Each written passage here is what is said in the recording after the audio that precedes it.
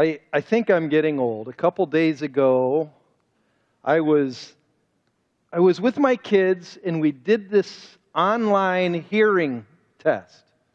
The online hearing test has frequencies, and the more you listen to it, it kind of sees how good your hearing is. So I had my kids around, our dog was in the kitchen, and turned on the hearing test, and all of a sudden our dog's lip is going up a little bit, and all of a sudden my son and my daughter are going, that hurts. I'm like, what?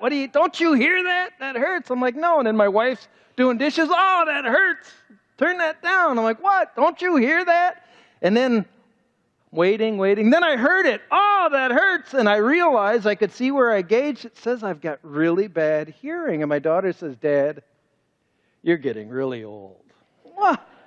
Well, we took another test, a color test, and I did just as good as you, Jazz. It said I had exceptional ability, an artist's ability, to see the different hues and colors. Let me show you. Because I can do the second one. Let's see how good you are. All right. Number one, which circle is in front? One on the left or right? Go ahead, click it. Yes, the one on the right. All right, let's see how good you are, because I could do this one. Which circle's in front? Left or right? The right one is, see? So, only true artists could figure that out. Anyhow, I figured that out. But today's sermon is a lot like this test. Today's sermon is a topic that is hard to see right away, and it takes time to really evaluate, because normally we don't see it. And today's topic is this. See if you can see what it says. Can you read it? Today's topic is pride. We're going to talk about pride. Todd, can you see it? You can't. Todd, you're getting old. So, if we can, I want you to look at Proverbs 16:18 as kind of the controlling verse, the verse that sets a general discussion on pride and how God views pride. And then we're going to go into it. We're going to take it in three ways. We're going to talk about pride's origins, where it came from. We're going to talk about signs, or what I call telltale signs. How do you know you have pride? And then the third thing we're going to talk about is God's response to pride. But here is the envelope verse, 16:18. Pride goes before destruction, and a haughty spirit before a fall. Haughty is where I lift my chin and I'm better than you. So pride goes before destruction, and a haughty spirit before a fall.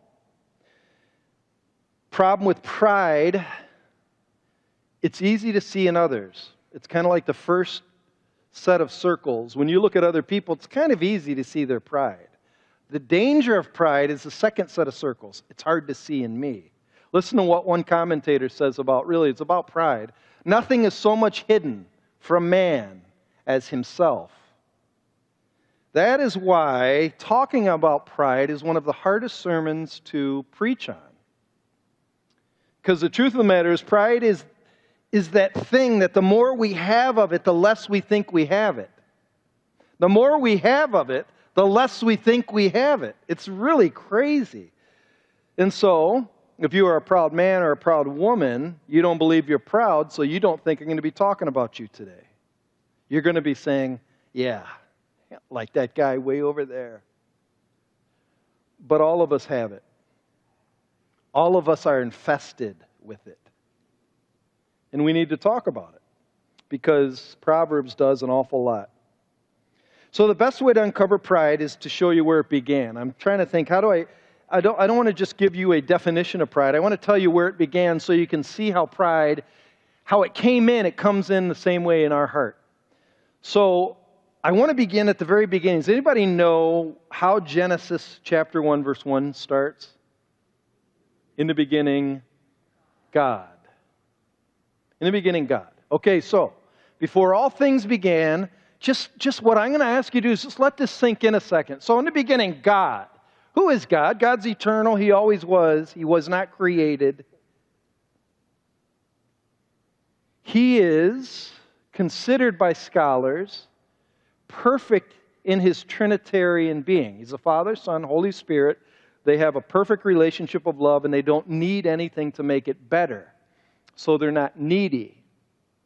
So God is also, scholars would say, He's omnipotent. That means He has all the power, infinite. Infinite power. He's omniscient, infinite knowledge. He knows everything. Like He knows what you're thinking right now. That's pretty impressive to me. And He's omnipresent. He's everywhere at the same time. So if you think about God, it's pretty impressive. He's amazing. And then it says, in the beginning, God created. And that word created means He made everything that is. How did He make it? The Latin phrase is ex nihilo, means He created everything out of nothing. So to make something, He had to first make the nothing to make the something. So everything that is, He put it there. And so what did He make? In the beginning, God created the heavens. Stop on that. The heavens, the galaxies, He made them. He made them. Like 2 days ago was supposed to be one of the biggest blood moons on the other hemisphere. And Mars is supposed to be close. So that it was the closest Mars will get to our planet in 50-some years. Maybe, I think by 500 years. But if you look at Mars, like, wow, that's huge. Mars is teeny compared to some of the massive stars out there. God created it out of nothing. Okay, then He created the earth. So He made everything on the earth, on the mountains. He made the rivers. He made the fish. He made the whale. He made birds. He made DNA out of nothing. He made you out of nothing. In a way, you know how some people say you have a cousin or have a cousin twice removed? We are nothing twice removed, because actually we're made out of dust, which was made out of nothing, and the dust made us. So we really don't have much to be too proud about, because we're nothing twice removed. So that's how it started. So then if we go to the next slide, here we are, and everything's good to some degree. Here we are on the earth, and there's a being up above, an angel, because God made the angels, and there's one angel that threw a wrench into this whole good thing God made. His name is Lucifer. If you've ever heard of Lucifer, Lucifer means, really some versions interpret it differently, day star, star of the morning, but really light bearer. The idea is that Lucifer was probably the greatest, most powerful angelic being who was clothed in jewels. He was made to reflect back the light of God. He was made to magnify God's beauty. So we have two lies that came from him, however. The first one we find in Ezekiel 28. You can look at this, write this down, read it later, because it will take a long time. I timed it. I don't want you to sit here for a long time. So I timed it. So I'll tell you what happened. Basically what happens, it says he was made, he's a model of perfection. He was in Garden of Eden. He was in the heaven with God. And it says my interpretation is he saw himself in the mirror and he fell in love with himself. It says he became proud of heart because of his beauty. And then it said because of that, his wisdom twisted. It started changing. And then he started justifying wickedness. And because he started justifying his wicked deeds, God threw him out of heaven and condemned him for all eternity. So Lucifer is this tremendous angel who fell in love with himself. That's really where pride begins. It's excessive self-love. And he lies from above. He gets us to believe this. And here's how you can tell if Lucifer's speaking into your ear. This is the lie he tells you from Ezekiel. And I like to kind of use I hear Satan in an English accent. I don't know if you do, so you put your name first. And it'd be like this: Chris, you are utterly unique. Special. Utterly unique. Actually, it's interesting because theologians would only use the word unique for one being, which was God himself. And now we use that word like it's flippant. But unique means there's nobody like you. There is nobody like God. But Satan says, but there's nobody like you, Chris. You are special. You are better. Doug, you are better than everybody in here. And this makes you superior to all others, even God himself. That's where Isaiah 14:14 comes in.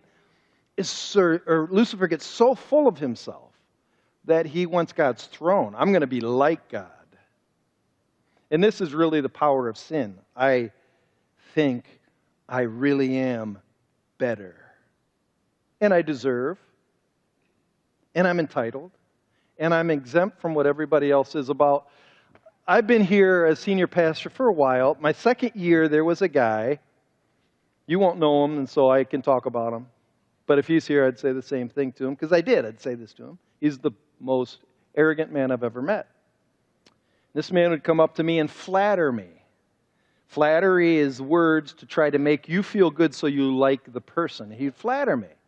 In one year, he came up to me and he said, Pastor Chris, you are one of the best speakers I've ever heard.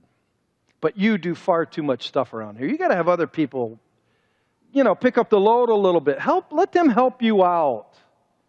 Let them teach Sunday school class. You teach it too much. Let them do the counseling. Let them set up the classrooms. Let them do the mundane things. So I looked at him and I said, hey, how would you like to do those things?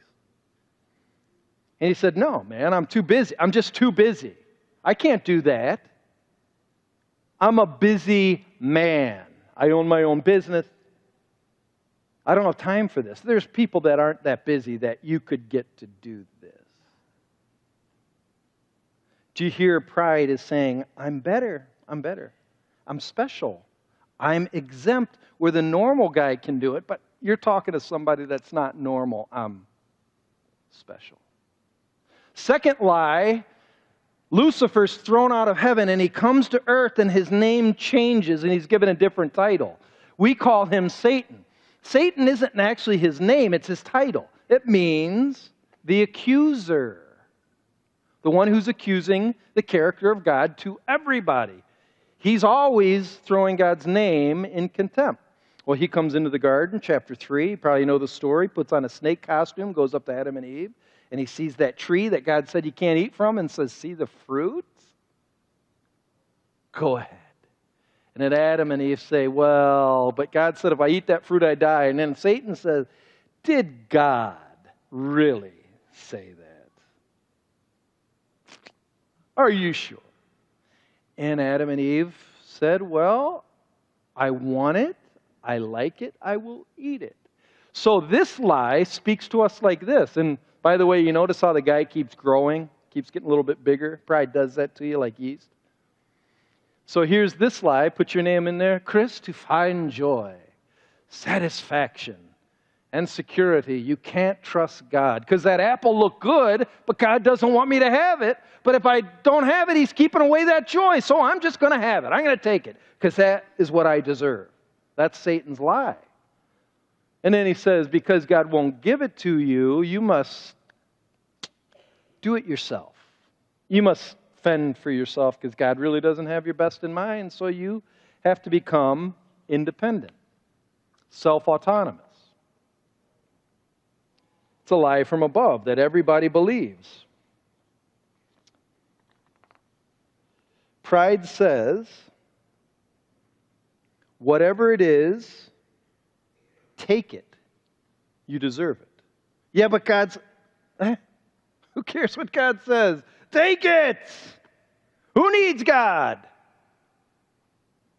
Because you deserve it. If you think about this for a second, just think about everything we said. In the beginning, God created. And then when we don't listen to the Creator, we become like God. Go ahead and hit it. We become our own gods. But if you really go down deep, when God says He forbids us from doing something and then we do it, and that's called sin. Sin actually means purposeful trespass. I want to trespass. What we're telling Him is that, number one, He's really not, His word, I don't really trust it. It's not reliable. Not only that, He's not good. He's not good. He doesn't have my best in mind. If He wants to hold back, I guess He's not good. And then we say, number one, He's not omniscient. So if He's not good, He doesn't know everything. He's not omnipotent. If I have to take it for myself, he's not going to do it for me, so he doesn't have all power to give me what I need. And then we also say when pride really kicks in, we really deep down believe he's not omnipresent. He's not everywhere because I'm going to sin and he doesn't see me do it. When you sin, you're sinning because you don't think God really sees you do it. Or you don't think he can do anything about it. So what you're doing, in a sense, pride is blasphemy. You are blaspheming his character. You are tearing down the perfect character of God to lift yourself up. You're throwing him off the throne. And we've forgotten we were created out of nothing. So, that's where it began. That's where pride began. So what happens is we start lying to ourselves that we deserve it. So when you think you're great, you stop listening to people, especially when they tell you you're not great. That really makes you crazy. So this is where Proverbs kicks in. Proverbs gives us 2 telltale signs to tell if you are proud or if pride is in your heart. And remember, pride is sneaky. It says when Lucifer became proud, his mind twisted, it bent, it perverted, and pride does that to our mind. We don't see rightly. So here's some signs to tell if you do have pride, because you won't see it. Number 1, we find this in Proverbs 27:21. It's more inferred, and 17:3-4. And really, it's that pride craves praise. Actually, I was talking to somebody after the first service. They were relating it to actually praise for God, and they said, you can kind of tell if you don't want to give praise to God, that praise will go to you. But pride craves praise. Look at verse 21 of chapter 27. It says, the crucible is for silver. That means the crucible burns out the dross in the silver. It's a hot tool to burn it out. The furnace is for gold, same thing. And man is tested by praise, the praise he receives. So the idea is how you respond to praise is the test of a heart. A proud person loves it. Loves it. Loves it. Tell me more. I'll often say, how was that sermon? Did you like it? And, I'll kind of say it in a way of, and I realize I catch myself doing, did you learn a lot from that? And really I'm fishing for, that was a great sermon, Pastor. I knew it. And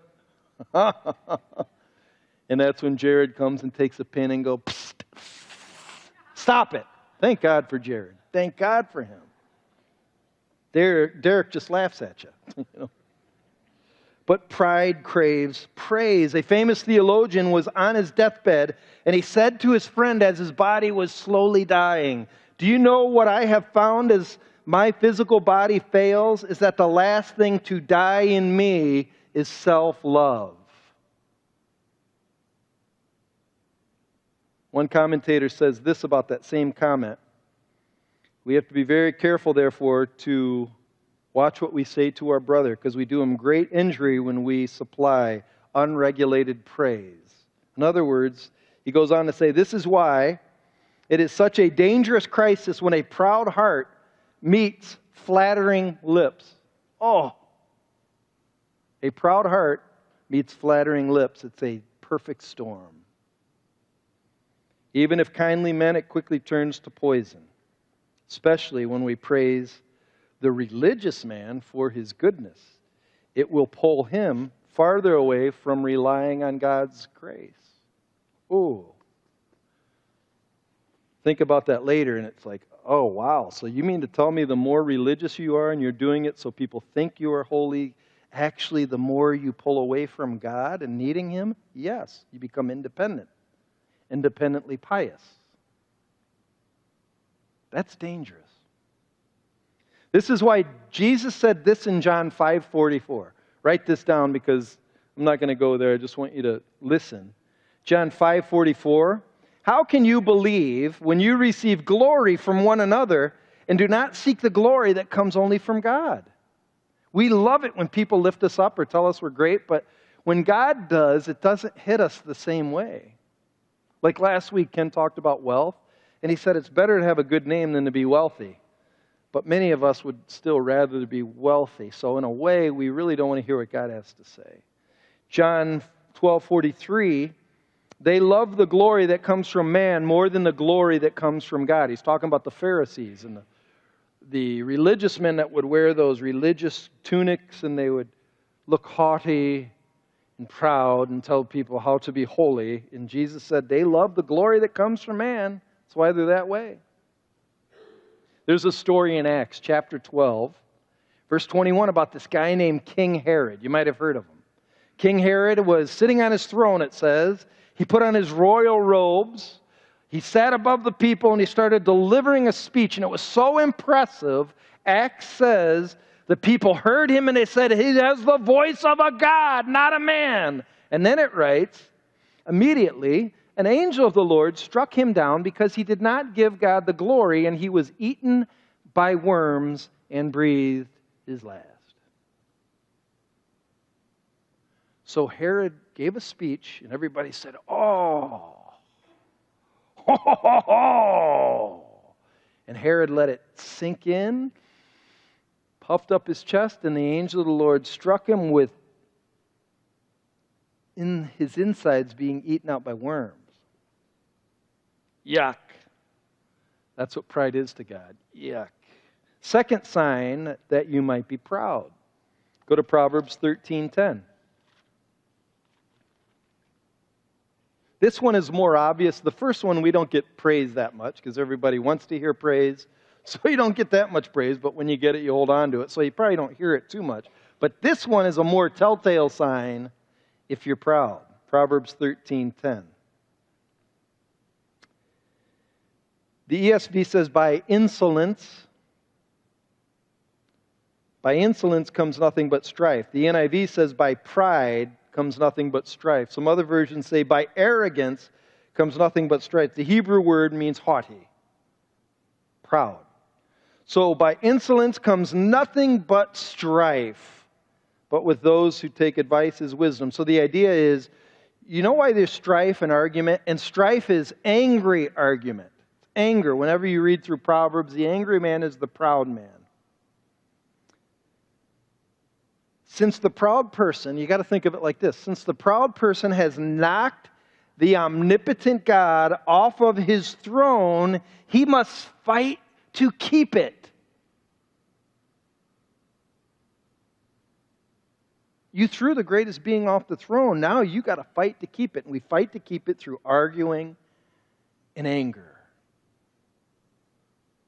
So there the proud man sits, like a new king on top of his world. How dare anybody question or deny him? That's the heart of the proud person. I want you to go to 2 Chronicles. It's a great picture of what pride looks like. In another king, 2 Chronicles, in the Old Testament, after Kings, Chronicles, 2 Chronicles, chapter 26.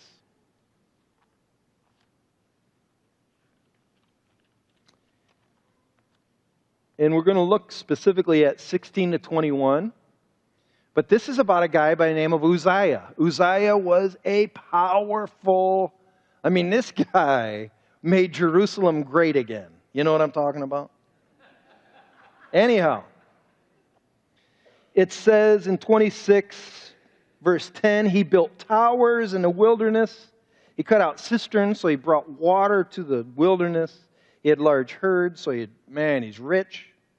Verse 11, he had soldiers, an army of soldiers fit for war. Verse 12, he had the number of heads of fathers of mighty men of valor. He had a lot, 2,600. Verse 13, they had a big army. Verse 14, they had shields, spears, helmets, coats of mail, bows, stones for slinging. And verse 15, in Jerusalem, he made machines invented by skillful men beyond towers. So like catapults and siege weapons. If you've ever seen Lord of the Rings, when they invade the White City, they have these catapults and siege weapons. Uzziah had them. He's powerful, mighty. Now we get to verse 16. But when he was strong, he grew proud to his destruction. For he was unfaithful to the Lord his God and entered the temple of the Lord to burn incense on the altar of incense. What he's doing is he's a king. He's not a priest. He's going into the Holy of Holies and he's burning incense. You don't do that. But you're talking to Uzziah. He can do that. He's special. He's better. He's unique. Then you have verse 17. It's interesting if you really read what's being said. Azariah the priest went in after him. So he's going into the temple while Uzziah is doing the incense. He goes in there and he has to bring with him 80 priests who were courageous, men of valor. So it took 81 people to confront one proud man. Have you ever noticed proud people are dangerous and they're scary? And you don't like to confront them because you know they will go after you. And it takes courage just to criticize a proud man. Do your friends or your family are they ever walking on eggshells around you? Because they're scared to tell you the truth. Did you ever have that happen? That's what's happening here. I don't want to tell them. All right, I'll get 81 guys. Well, 81, we'll go in there and we'll tell them. So 18, and they withstood King Uzziah and said to him, King, it's not for you, Uzziah, to burn incense to the Lord. No, don't do that. The law is pretty strict about that. One time that happened, and a priest died in the Old Testament for doing that. Strange fire, they called it. But for the priests, the sons of Aaron, who are consecrated to burn the incense, that's for them, not you. So, priest, get out of the sanctuary, for you've done wrong, and it will bring you no honor from the Lord. Now, watch verse 19. This is what a proud man does when you confront them. Then Uzziah was angry. He had a censer in his hand to burn incense, and when he became angry at the priest, leprosy broke out on his forehead. So God instantly cursed him because God hates pride. And so leprosy is that curse that you are separated from people and nobody wants to be around you and they are not allowed around you. Pride does the same thing. People don't want to be around you. When you're proud, you become lonely. Are you lonely? Do you crave praise? You want people to notice you, give you props. I wish they'd notice me. I deserve this. Do you find yourself often angry and arguing, defending yourself? Not me. You know, we really won't admit that because pride hides and it doesn't like to admit it's proud. So I've gone a step further. I'm going to give you a few more specific indications, kind of to give another test of pride. Jared said, you shouldn't do this, but I said, I got to do this. He's like, I don't know. All right, here's the title of it. You might be proud if, get ready, you might be proud if when you are late, it is fashionable. When others are late, they are inconsiderate. You might be proud when you change your plans, you're keeping your options open. Hey, man, I got to keep my options open. But when others do, they're just uncommitted and wishy-washy. Probably, they lie. Well, you know, I had to change my plan, and then somebody doesn't show up. You might be proud if when you fall or your sin, you know, I slipped up. It's a rare occurrence. You know, it doesn't normally happen to me. You know the kind of person I am. When other people slip up or sin, you call them hopelessly flawed sinners. Look at all these rotten people in the world. Look at us sinners. Yeah, but you do the same thing. No, well, I don't mean it. You know, I don't mean it. You might be proud if, when other people disagree with you, you react in anger and contempt. How dare they? But when you disagree, I'm just sharing my insight, my expertise. You can learn a lot from me. When you might be proud when others don't feel sorry for you when you lose or don't get what you want, so you pout and you play the martyr. Nobody noticed? Nobody cares. They just don't care. They don't see me. But when others lose, you say, suck it up. Suck it up. It's no big deal. You might be proud if you feel you can vent and explode when you're upset. But others, when they're upset, they got to weigh their words very. Don't vent. Your words hurt, but you just did. Well, that's different. I feel strongly. You might be proud when you make plans, you expect others to agree to those plans and then carry them out. When others make plans, you say, well, they're on their own. If they want to do that, they're on their own. You might be proud when you really believe you see the world as it is. And believe others, and even God, don't really understand that. I'm mad at God. I'm mad at God right now. He didn't do this for me. He doesn't understand. He doesn't understand? Pride is a weird thing. And it's a dangerous thing because God has one response to it. And we find it in Proverbs 16, verse 5. I'm going to read this, and I'm going to let it just kind of like fall. It's kind of like going to be like fertilizer. I'm going to throw it on the grass and let it fall. But you got to let this sink in. Proverbs 16:5. Here it goes. This is God's response to it. Everyone who is arrogant in heart is an abomination to the Lord.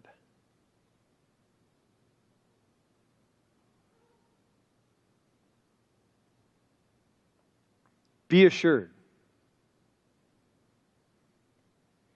he will not go unpunished. Seriously?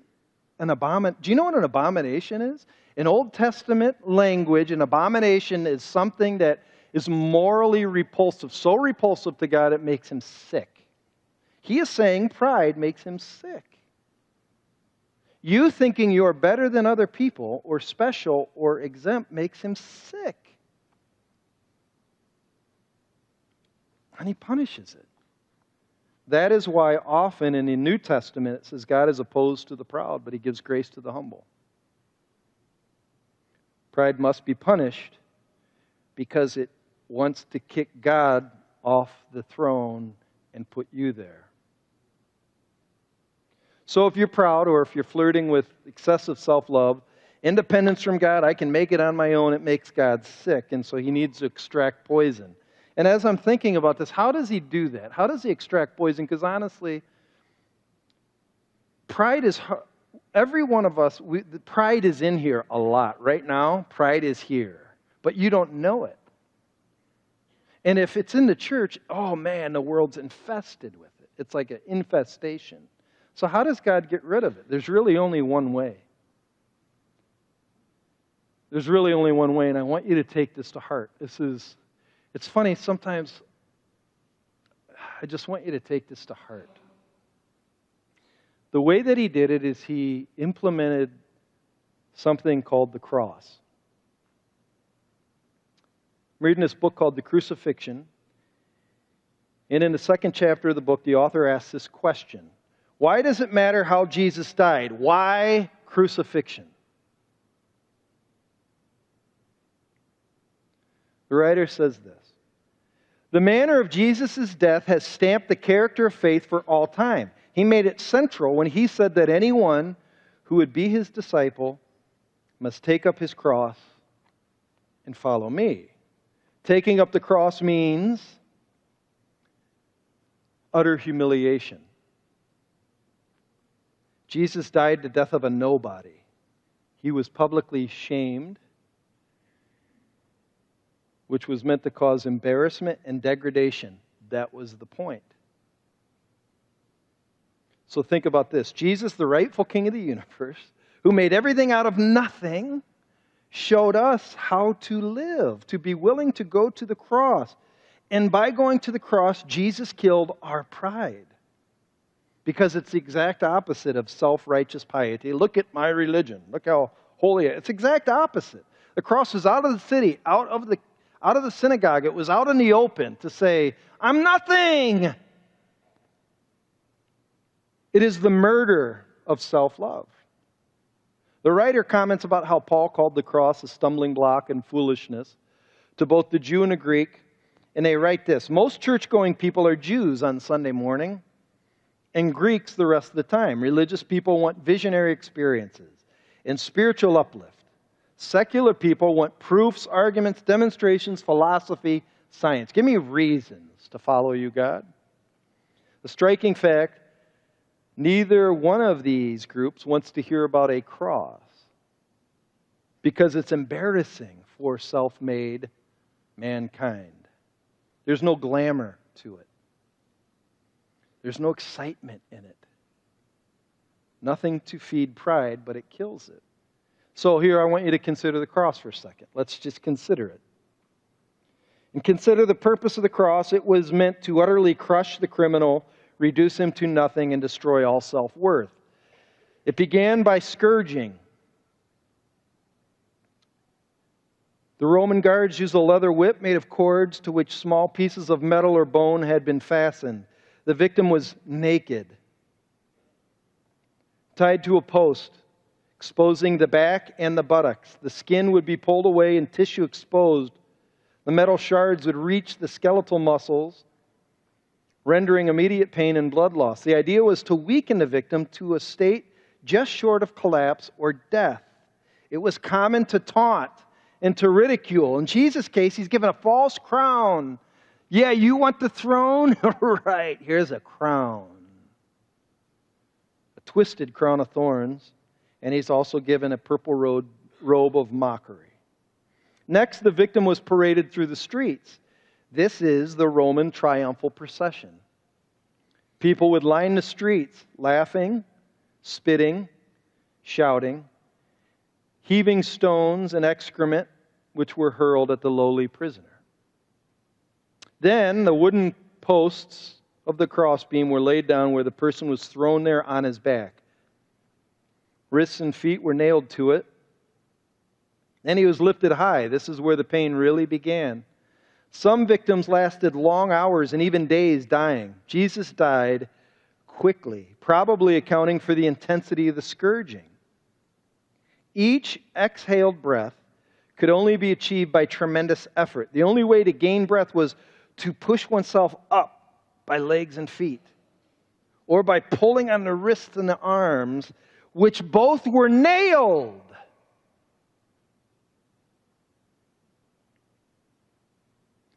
The cross was sheer agony. The word excruciating comes from the word crucifixion. And to add all this, the writer says, his bodily functions failing, loss of bladder control, insects feasting on wounds and orifices,